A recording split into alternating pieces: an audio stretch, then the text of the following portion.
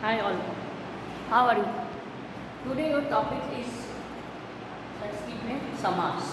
समास you know, जो from the ninth standard, but I want to say there are अव्ययभाव. Main समास is there अव्ययभाव, तत्पुरुष, बहुव्रीहि, द्वंद्व, कर्मधारय and द्विगु. तो तत्पुरुष समास there are three types of समास: विभक्ति, उपपद and noun. विभक्ति तत्पुरुष, उपपद तत्पुरुष and noun तत्पुरुष. Okay. So what is the तत्पुरुष समास? In the compound words joined together, the relation between the compound words is not explained. The whole compound word has the power to express the various relation between the parts. Okay, so that means there are vibhakti tatpurush, upapad tatpurush and noun tatpurush. Today afterwards I have to explain. At present you have to do कर्मधारय समास. What is the कर्मधारय समास? कर्मधारय समास is a subject type of tatpurush समास. In this type of compound, adjective and noun also there. Adjective and noun also there. Just example is there.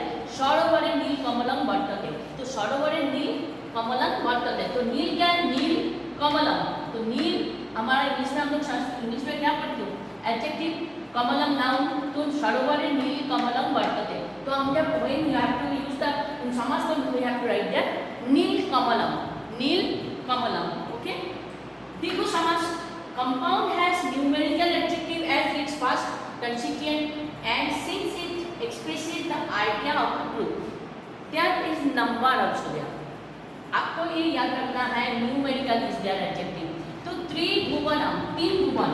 तो त्रयनम, त्रयनम is the numerical and भुवनम समाहारम. There are three house. That means त्रिभुवनम, तीन भुवन. तो then in Sanskrit you have to write त्रयनम भुवनम समाहारम. Then you have to do बहुव्रीहि समास. All are very short, but only तत्पुरुष समास is very important. And तत्पुरुष समास there are types of also there. विभक्ति, उपपद, noun. And then after प्रथमा विभक्ति, तृतीय विभक्ति, प्रथमा तत्पुरुष नहीं आता है, द्वितीय तत्पुरुष, तृतीय तत्पुरुष, चतुर्थी तत्पुरुष, पंचमी तत्पुरुष, षष्ठी तत्पुरुष and सप्तमी तत्पुरुष. Then we have to go बहुव्रीहि समास. Words are compounded are in the nominative case. Okay. तो then जैसे बहुमत्स्य. तो बहुमत्स्य that means more than one fish are there. तो बहुमत्स्य, so many fishes are there. तो बहवो मत्स्य यस्मिन् स. बहुमत्स्य, बहवो मत्स्य यस्मिन् स. एक साथ जो ग्रुप होता है that is called the बहुव्रीहि समास. बहुव्रीहि, बहुव्रीहि मतलब हाथ, व्रीहि. तो बहुव्रीहि. ओके. बहुव्रीहि, बहु मतलब मोर और उसमें क्या होता है? व्रीहि मतलब होता है हाथ. तो हम हमारे इसमें बहुमत्स्य, बहवो मत्स्य यस्मिन् स. तो बहवो दैट मीन्स ज्यादा मछली यहाँ पर है. तो बहु, बहव, बहव शब्द is there only for the बहुव्रीहि समास. ओनली फॉर द बहुव्रीहि समास. तो यू हैव टू लर्न. जा रहा है तो हमको you are student of English medium, so you have to write in English also. तो समास का then in a compound in Sanskrit there are mainly 5 types of समास. 4 types बोल सकते हो, 5 types भी बोल सकते हो, क्योंकि अव्ययभाव, तत्पुरुष, बहुव्रीहि, द्वंद्व और कर्मधारय. लेकिन आपका क्या हो रहा है, तत्पुरुष जब पढ़ने जा रहा है उसमें दूसरा समास भी आ जा रहा है. तो आप पहले ही लिखोगे. आपको समास में क्या बोला गया बोलो. सबसे पहले आपको समास में बोला जा रहा है अव्ययभाव. अव्ययभाव तत्पुरुष, बहुव्रीहि, द्वंद्व एंड कर्मधारय. तो तत्पुरुष समास में I already written on the board I and explain all the. तत्पुरुष समास में होता है विभक्ति भी आ जाए, कर्मधारय भी आता है, द्विगु भी आता है, उपपद तत्पुरुष भी आता है, नौन तत्पुरुष आता है. ठीक है. तो इसीलिए हम लोग बाकी जो है उसमें 4 बोलती हूँ. In a compounds are join together. The relation between the component parts is not explain. The whole compound word has the power to express the various relation between the parts. That is called the तत्पुरुष समास.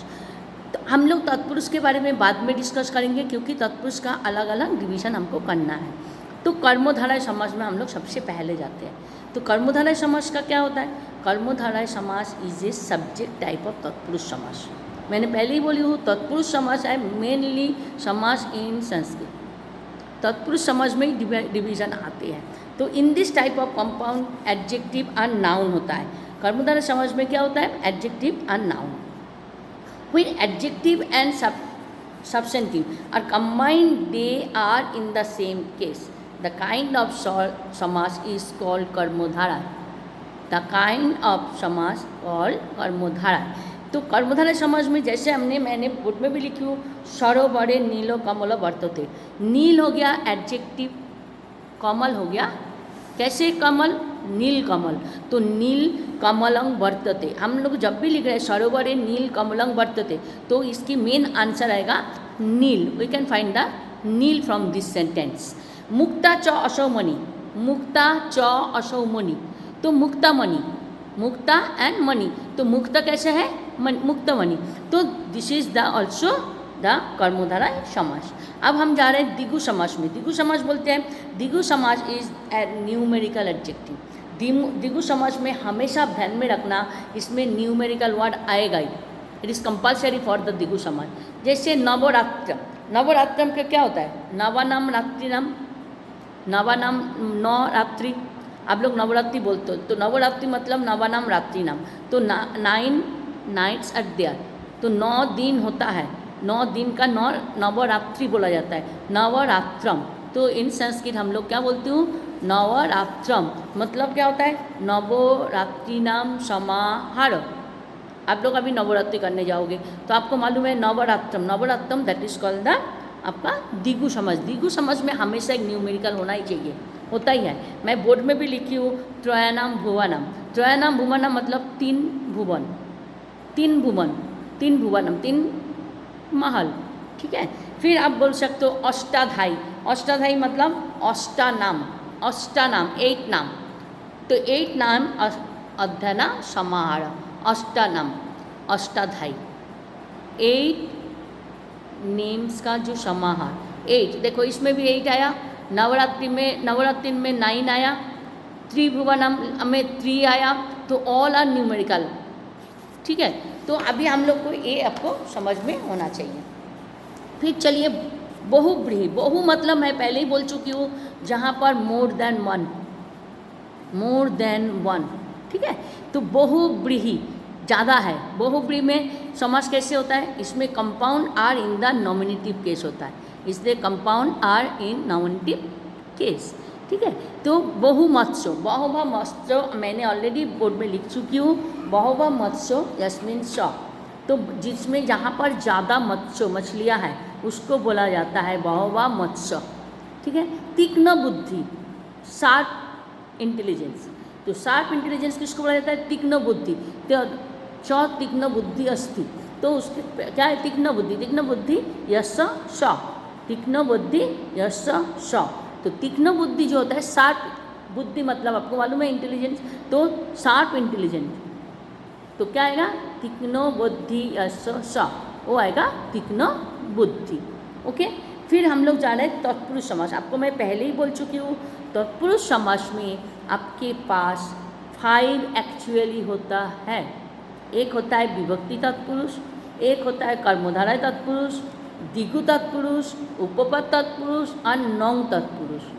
5 kinds of तत्पुरुष। Next day मैं लिख दूंगी board में, ठीक है। 5 type of समास। कौन सा समास? तत्पुरुष समास। मेनली इज द तत्पुरुष समास is the main in the समास। सबसे ज़्यादा जो समास में आता है वो है तत्पुरुष समास में। तो तत्पुरुष समास कौन मैं पहले डिस्कस कर चुकी हूँ, तो उसमें 5 types of subject type of तत्पुरुष होता है। सबसे पहले होता है विभक्ति तत्पुरुष, फिर कर्मधारय तत्पुरुष और द्विगु तत्पुरुष, उपपद तत्पुरुष और नौंग तत्पुरुष। तो विभक्ति तत्पुरुष किसको बोला जाता है? हम लोग एक लेसन पढ़ा था, कृषक मरणासन्न अस्ति, कृषक मरणासन्न अस्ति। कृषक कैसा है? मरणासन्न, तो वो कौन सा विभक्ति हुआ? हम लोग पहले आते हैं, इसको कर लेते हो, फिर बाद में विभक्ति में जाते हैं। तो विभक्ति तत्पुरुष कृषक मरणासन्न अस्ति। मेघ जलं वर्षति, मरणासन्न कैसा? मरण प्लस आसन्न, तो मरणासन्न, ठीक है। फिर जाओ मेघ जल, किसकी जल? पानी, मेघ, मेघ प्लस जल, तो मेघ जल, जब आप इसको डिवाइड कर पाओगे, that means this is the compound of तत्पुरुष। कंपाउंड मतलब संस्कृत में समास को कंपाउंड बोलते हैं। ओके, गर्वपूर्ण वाणी वर्तते। गर्वपूर्ण, गर्व मतलब आपको मालूम है प्राउड, वाणी मतलब बोलना, ठीक है। कुलोचित कर्म अस्ति, कुल की अचित, कुल की अचित जो हम लोग मालूम है जो फैमिली ट्रेडिशनल, फैमिली ट्रेडिशन उसको बोला जाता है कुल प्लस उचित, तो कुलोचित, कुल प्लस उचित, तो क्या हुआ कुलोचित। फिर दशरथ पुत्र अस्ति, दशरथ प्लस पुत्र, राम लक्ष्मण दशरथ पुत्र अस्ति। राम लक्ष्मण किसका पुत्र था? दशरथ। तो राम लक्ष्मण किसका पुत्र था? दशरथ। दशरथ का क्या था? पुत्र। जब आप अपने आप को सवाल करोगे then you will find out the तत्पुरुष समास। ओके, वचन कुशल, बात अच्छा से बोलना, दैट मीन्स वचन कुशल, वो अच्छा से बोल सकता है, दैट इज कॉल्ड वचन कुशल, ठीक है। तो आप लोग इसके बाद नेक्स्ट पेज में जाइए। देखो अभी हम लोग आते हैं विभक्ति तत्पुरुष। सबसे पहले हम आ रहे हैं विभक्ति तत्पुरुष। मरणासन्न, मैंने पहले ही बोल चुकी हूँ, मरणासन्न मतलब मरणम आसन्न, मृत्यु दिन आ रहा है। तो मरणम के साथ क्या आ रहा है? मरणम, मृत्यु दिन सामने आ रहा है, तो मरणासन्न, वो मरने वाला है मतलब उसकी जिंदगी के ख़त्म होने वाला है, तो मरणासन्न। तो मरणम प्लस आसन्न, मरणम प्लस आसन्न, ये हमारा कौन सा विभक्ति क्या आने वाला है? मरणम। तो ये हमारा आएगा द्वितीय विभक्ति, द्वितीया विभक्ति। क्या आएगा? द्वितीया विभक्ति। ओके, मरणम आसन्न, ठीक है। चलिए जाइए, हम लोग इसके पहले पढ़ाया गर्वपूर्ण, जो प्राउड फील होता है, तो गर्वेन पूर्ण, गर्वेन, ए न, जब आपको मरणम, लास्ट में हसंत आ रहा है, मरणम आसन्न, तब आएगा द्वितीया। मैंने आप लोग को पहले लिखाई थी किस में क्या होता है, याद होगा, कारक विभक्ति केस में एक टेबल कराई थी, टू फॉर्म इंग्लिश में भी कराई थी, तो आपको उसमें होगा मरणम आसन्न मतलब मरने वाला, तब आएगा द्वितीया विभक्ति। फिर चलिए गर्वपूर्ण, गर्वेन पूर्ण, गर्वेन किसमें? ते, तो गर्वेन, तो उसमें क्या आएगा? तृतीया विभक्ति। क्या आएगा? तृतीया विभक्ति। कुलोचितम, कुलाय उचितम, कुलोचितम, कुलाय उचितम, तो कुलाय उचितम क्या आएगा? कुलाय, फैमिली ट्रेडिशन, किसकी ट्रेडिशन? फैमिली की, तो कुलाय उचितम, तो कुलोचितम, तो आएगा चतुर्थी विभक्ति मतलब चतुर्थी तत्पुरुष, चतुर्थी तत्पुरुष। कुलोचितम, कुलाय उचितम, कुलाय उचितम, फैमिली ट्रेडिशन, तो उसमें आएगा चतुर्थी विभक्ति। ओके, व्याघ्र भयम, किससे भय? व्याघ्र। पहले वो वाला विभक्ति वाला निकालना जो आपकी बुक के पीछे भी है, जो शब्द रूप को हम लोग करती हो ना, नॉमिनेटिव, एक्यूजेटिव, वो जो केस करते हो उसके उसमें से ही देखना। तो आपको आएगा व्याघ्र भयम, किससे डर है? व्याघ्र से, तो व्याघ्रात भयम, किससे डर है? व्याघ्र से, तो व्याघ्रात भयम, तो ये आएगा पंचमी विभक्ति। किससे डर है हमारा? व्याघ्रात, व्याघ्र, व्याघ्र, व्याघ्र, व्याघ्र को से किससे? तो व्याघ्रात से, बाघ से, जिसको हिंदी में बोलते हैं बाघ से, किससे डर है? बाघ से, तो संस्कृत में उसको बोला जाता है व्याघ्रात, व्याघ्रात भयम, तो आएगा पंचमी विभक्ति, ठीक है। फिर दशरथ पुत्र, मैं पहले इसके पहले बोल चुकी हूँ, दशरथ पुत्र, किसका पुत्र? दशरथ की पुत्र, दशरथस्य पुत्र। मैंने एक आप लोग को संबंध कराई, संबंध याद है? संबंध जो किसके साथ, उसके जैसे उसमें केस में कराई थी, आप लोग को याद होगा, जे संबंध रिलेशन होता है of Ram is the son of Dasharath, Dasharath is the father of Ram, तो ये जो संबंध रिलेशन इसमें आता है आपको षष्ठी विभक्ति। तो जब आप दशरथ पुत्र बोलोगे तो क्या बोलोगे? दशरथस्य पुत्र, दशरथस्य पुत्र, तो कौन सी विभक्ति? षष्ठी विभक्ति। कौन सी विभक्ति? षष्ठी विभक्ति। ठीक है। वचन कुशल, वचने कुशल, बोलने में माहिर है। वचने सप्तमी विभक्ति ते किया था हम लोग ने। वचने, वचनी मतलब एकाध, तो कौन सा आएगा? वचन कुशल, वचन कुशल। तो वचन कुशल तो हमारा उसमें क्या आएगा? वचने कुशल, वचने कुशल। तो कौन सी विभक्ति? सप्तमी विभक्ति। कौन सी विभक्ति? सप्तमी विभक्ति। अभी आप चले जाओ विभक्ति के बाद हम लोग कौन सी विभक्ति में आया? विभक्ति तत्पुरुष हो गया। विभक्ति तत्पुरुष में द्वितीय से सप्तमी तक होता है, प्रथमा और संबोधन नहीं होता है। जो आप लोग टेबल में लर्न करते थे, प्रथमा विभक्ति, द्वितीय विभक्ति, तृतीय विभक्ति, चतुर्थी विभक्ति, पंचमी विभक्ति, षष्ठी, सप्तमी एंड संबोधन, तो इसमें आपके जब तत्पुरुष समास के विभक्ति तत्पुरुष होगा तो प्रथमा कभी नहीं आएगा और संबोधन कभी नहीं आएगा। द्वितीय तत्पुरुष से चालू होता है। I hope understand. द्वितीय तत्पुरुष से ही चालू होता है। जो द्वितीय में किया था हम लोग ने, जो द्वितीय, तृतीय, चतुर्थी, पंचमी, षष्ठी, सप्तमी, संबोधन, तो हमारा इसमें आएगा द्वितीय, तृतीय, द्वितीय तत्पुरुष, तृतीय तत्पुरुष, चतुर्थी तत्पुरुष, पंचमी तत्पुरुष, षष्ठी तत्पुरुष, सप्तमी तत्पुरुष, नॉट संबोधन और ना प्रथमा। प्रथमा तत्पुरुष कभी नहीं होता है।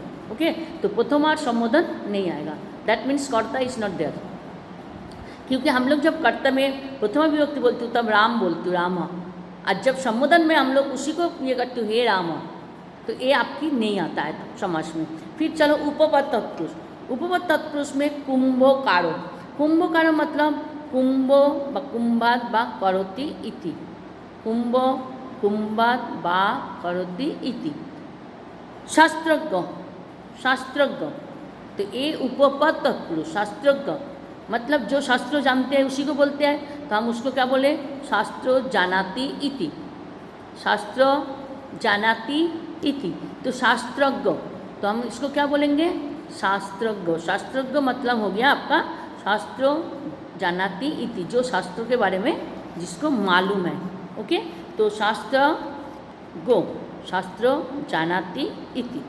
ओके, फिर हम लोग नौ तत्पुरुष। नौ तत्पुरुष में हमेशा नेगेटिव होता है।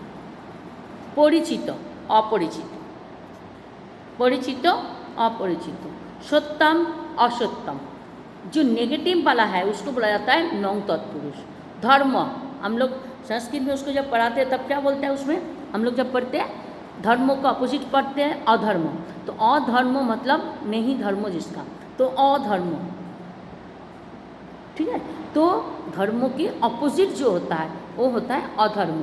तो हम जब बोल रहे हैं तो इसमें अधर्म मतलब तत्पुरुष समास, लेकिन नौ तत्पुरुष समास। ठीक है।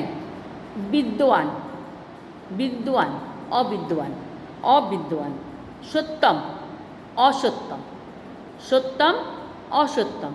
तो ये जो होता है इसमें हमारा होता है कौन सा? नौ तत्पुरुष। नौ तत्पुरुष सबसे इजी है जिसमें नेगेटिव वाला फॉर्म होता है, जिसमें नेगेटिव फॉर्म होता है। तो नौ तत्पुरुष क्या आएगा? नौ तत्पुरुष। परिचित, स मम परिचित अस्मि, स मम परिचित अस्मि। तो हम उसका अपोजिट जब बोलते हैं स मम अपरिचित अस्मि, स मम अपरिचित, तो जब अपरिचित शब्द आया तो ये हो जाएगा आपका नौ तत्पुरुष। सबसे इजी है नौ तत्पुरुष, सबसे इजी है नौ तत्पुरुष। ठीक है। तो परिचित, अपरिचित, सत्यम, असत्यम, धर्म, अधर्म। ठीक है। विद्वान, अविद्वान, तब मूर्ख नहीं होगा, अविद्वान लिखना है आपको। गच्छति, अगच्छति, आगच्छति, नट आगच्छति, अगच्छति। तो ये जो सेंटेंस होता है जिसमें नेगेटिव फॉर्म आता है तो ये हो जाता है नौ तत्पुरुष। सबसे इजी तत्पुरुष समास में है। आई होप समास में सबसे इजी यही वाला है पूरी समास में। तो नौ तत्पुरुष, आई होप अंडरस्टैंड। फिर हम लोग जाते हैं द्वंद्व समास। कौन सा समास? द्वंद्व समास। द्वंद्व समास मैंने शायद लिख चुकी हूँ, ओके नहीं लिखी। तो राम लक्ष्मणो वनो गच्छतो। गच्छतो इसीलिए हम लोग थर्ड पर्सन सिंगुलर नंबर में ती होता है, थर्ड पर्सन ड्यूअल नंबर में त होता है। थर्ड पर्सन ड्यूअल नंबर में क्या होता है? त होता है। और दो होगा जब भी राम लक्ष्मणो, मैंने पहले ही बोली थी जब भी ओकर देखोगे तो समझ जाओ ये ड्यूअल नंबर। तो द्वंद्व राम लक्ष्मण हैं तो वनं गच्छत, राम लक्ष्मण वनं गच्छत, तो राम लक्ष्मणो वन गच्छत। हम एक साथ जब लिखेंगे तब क्या लिखेंगे, राम लक्ष्मणो वन गच्छत। तो राम एंड लक्ष्मण दो है, वो उतार दिया तो ओकार आएगा, द्विवचन होगा। द्विवचन का मतलब ओकार होता है, थर्ड पर्सन सिंगुलर नंबर में ती होता है, थर्ड पर्सन प्लूरल नंबर में तो होता है, तो विसर्ग। तो क्या आएगा, राम लक्ष्मण वनं गच्छत, राम लक्ष्मण वनं गच्छत। जैसा राम च लक्ष्मण च वनं गच्छत, राम लक्ष्मण च वनं गच्छत, राम लक्ष्मण वन में गया था, हो गया। फिर आपने पानी, पानी पादम, पानी पादम मतलब किसको बोला जाता है मालूम है, बिना पानी, सरस्वती माता को। तो हम बोलते हैं पानी च पादौ च, पानी च पादौ च। तो ये हो गया आपका कौन सा समास, द्वंद्व समास। फिर आप लोग जाओ बहुब्रीहि समास, फिर मैं इसके बारे में लिख दूंगी आपको।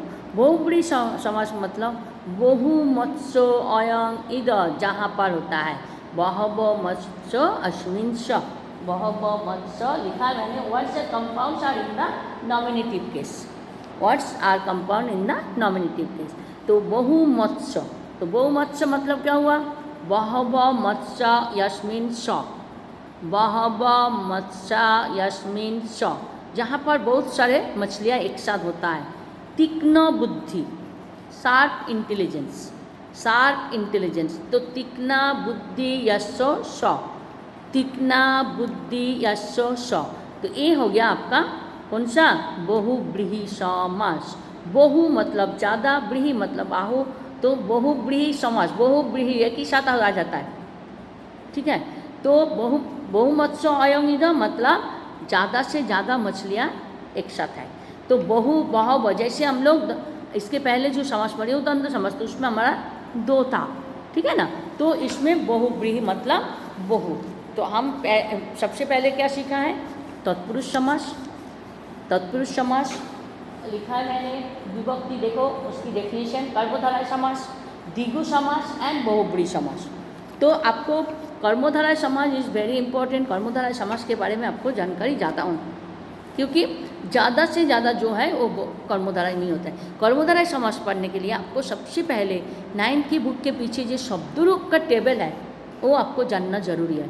मैंने इसके पहले भी पढ़ाई थी, नॉमिनेटिव केस, एविलेजिव जो है, प्रथमा विभक्ति, द्वितीय विभक्ति, तृतीय विभक्ति, चतुर्थी, पंचमी, षष्ठी एंड सप्तमी, ये आपकी विभक्ति में यूज होता है शब्द रूप में। लेकिन जब आप समास कर रहे हो, when you have to do the समास, दैट टाइम तत्पुरुष समास you can write only the start from द्वितीय एंड सप्तमी, नॉट मेंशन देयर प्रथमा समास, प्रथमा विभक्ति एंड लास्ट इज देयर सप्तमी विभक्ति, ओके, संबोधन विभक्ति।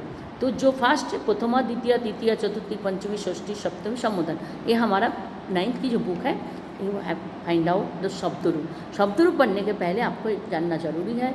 आई already given the table in English also there, Sanskrit में टेबल का इंग्लिश को भी मैं दी हूँ, आप लोग उसको निकालो हैं, आप उसको पढ़ाई करो, ओके। तो I hope understand this one समास। तो आई ऑलरेडी सेंड द संधि, opposite synonyms. Students, worksheet only write in the worksheet. You have to write in your notebook, but don't try to submit your notebook. It will be not refund to you. It will with me, not only me, all teachers. आप जब worksheet जमा करते हो तो worksheet की page में आपको लिख के जमा करनी है। Some students submit their notebook. But I understand, I want to say you don't submit your notebook because notebook will not refund to you. आपने जो नोटबुक बनाए हैं घर के लिए, क्लास के लिए, स्कूल के लिए, you have to write each and everything in notebook. Then you write, complete your worksheet and return to teachers. And in Sanskrit for 10th standard, I given you sandhi, synonyms and opposite, okay. तो this 2 worksheets. Don't try to return to me. It keep with you up to 10th board. Okay, I hope understand everybody. तो आपको ये करना है. Okay, bye. Have a nice day and be safe. Do your work complete on time. You have to do each and everything on time. Up, you are the student.